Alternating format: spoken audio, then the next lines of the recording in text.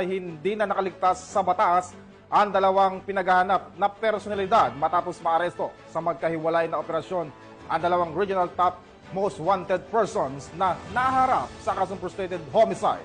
Police Master Sergeant J. Ford Dionisio sa balita.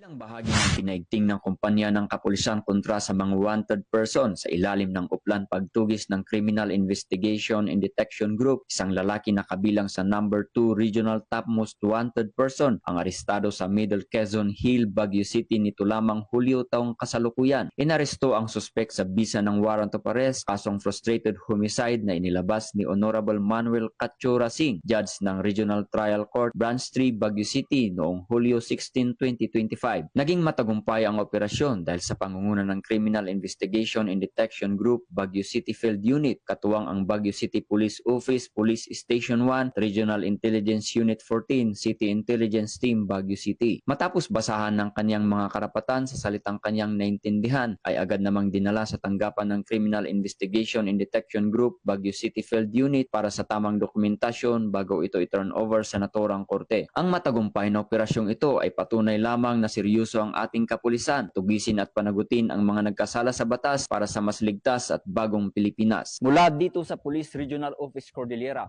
ako ang inyong PNN Correspondent, Police Master Sergeant J. Ford Dionisio, alagad ng batas, tagataguyod ng balitang pulis.